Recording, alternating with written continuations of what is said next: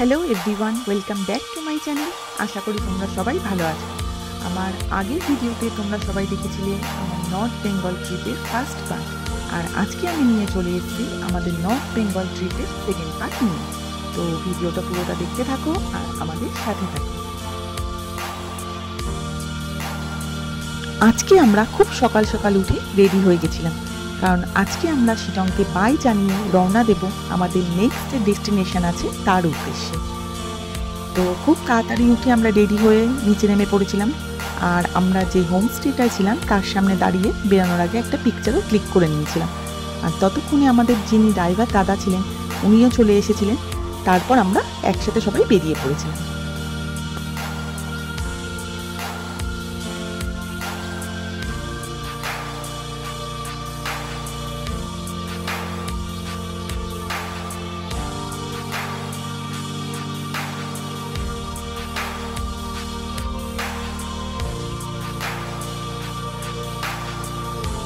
এখন আমরা রয়েছি আমাদের ফার্স্ট ভিউ পয়েন্টে। তোমরা অনেকেই দেখে বুঝতে পারছো যে জায়গাটা কোথায়।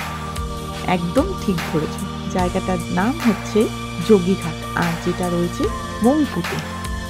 শিলংয়ে যারা ঘুরতে আসো তারা অনেকেই এই জায়গাটায় এসেছে, কারণ শিলংয়ে যতগুলো দেখার জায়গা আছে তার মধ্যে অন্যতম একটি জায়গা হচ্ছে কিন্তু এই যোগীঘাট।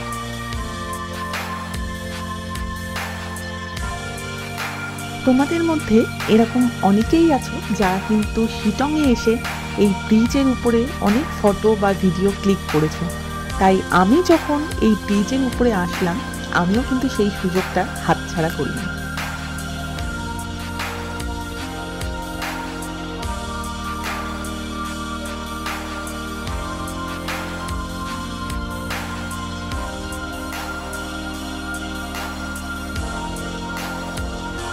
এরপর আমরা ব্রিজ থেকে নেমে সোজা চলে গেছিলাম ব্রিজের নিচের দিকটায়, যেখান থেকে বয়ে চলেছে রিয়াং নদী। অর্থাৎ কিনা এই রিয়াং নদীর উপরেই কিন্তু যোগীঘাটের যে ব্রিজটা রয়েছে সেটা কিন্তু তৈরি হয়েছে।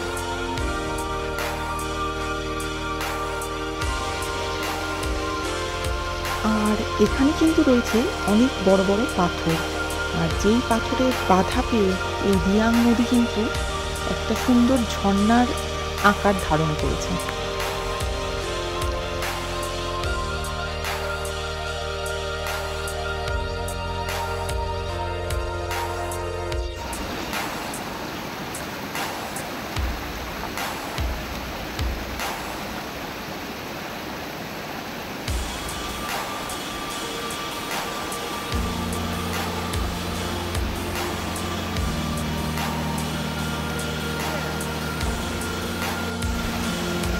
পাহাড় দিয়ে ঘেরা এই সবুজ প্রাকৃতিক পরিবেশ আর নদীর নীল জল এই যোগীঘাটকে যেন আরো অসাধারণ করে তুলেছে।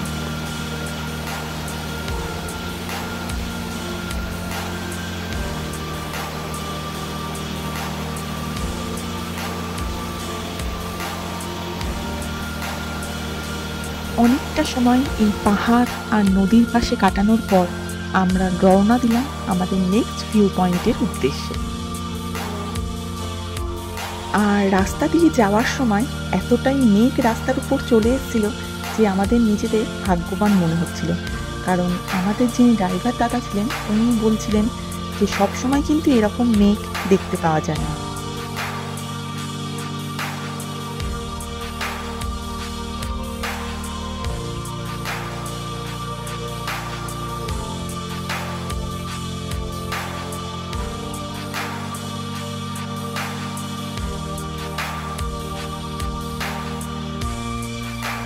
এবার আমরা যেই ভিউ পয়েন্টটায় চলে এসেছি সেটা কিন্তু খুবই একটি জনপ্রিয় জায়গা।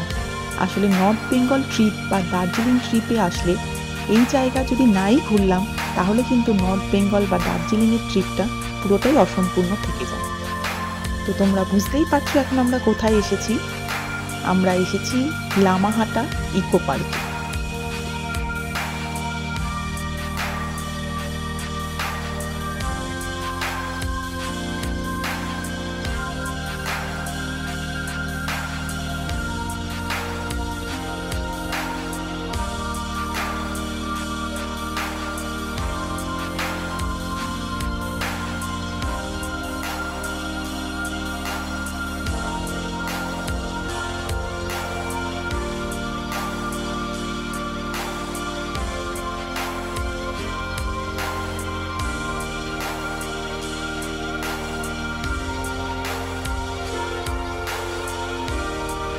আমরা যখন এই লামাহাটায় পৌঁছেছিলাম তখন কিন্তু এই পাইন ফরেস্টের ভিতরেও মেঘ চলে এসেছিল, আর জায়গাটাকে দেখতে আরও মায়াবী লাগছিল।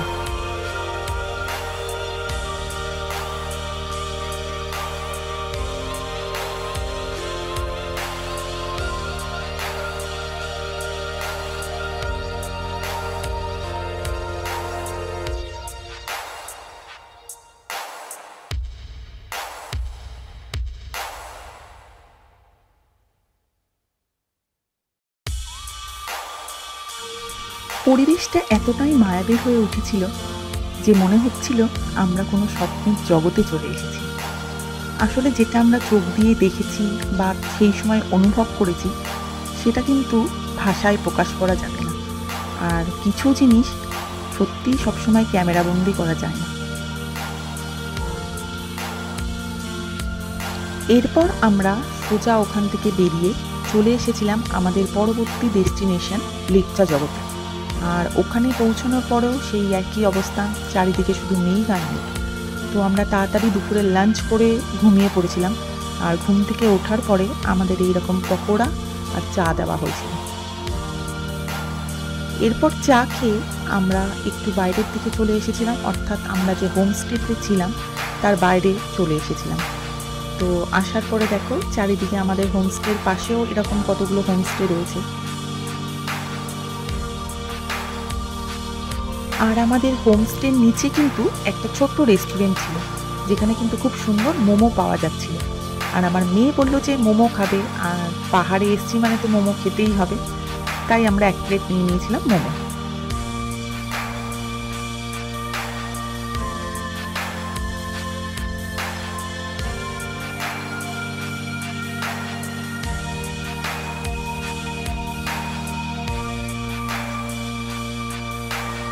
হোমস্টের বাইরে যখন আমরা দাঁড়িয়েছিলাম তখন কিন্তু পাহাড়ের ওপারে রাতের দার্জিলিং দেখা যাচ্ছিল, যেন মনে হচ্ছিল অনেক তারা একসাথে ঝলমল করে জ্বলছে।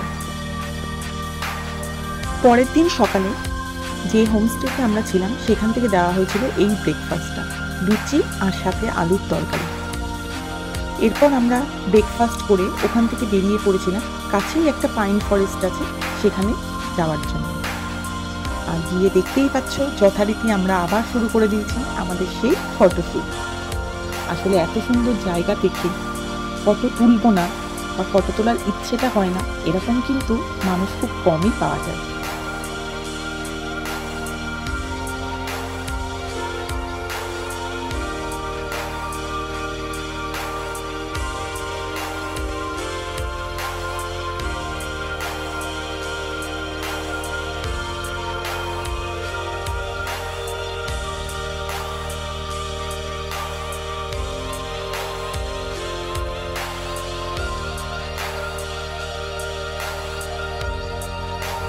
এরপরে আমরা চলে এসেছিলাম আমাদের হোমস্টেতে। সেখান থেকে সব লাগেজ নিয়ে আমরা রওনা দেব এবার আমাদের পরবর্তী যে ডেস্টিনেশন আছে, অর্থাৎ কিনা দার্জিলিংয়ের উদ্দেশ্যে। আর দার্জিলিংয়ে গিয়ে আমরা কি কি করলাম, কোথায় কোথায় ঘুরলাম সেটা দেখার জন্য আমাদের পরবর্তী যে ভিডিওটা রয়েছে সেটা দেখার অনুরোধ রইল। তো ততক্ষণের জন্য বাই, সবাই ভালো থাকুন।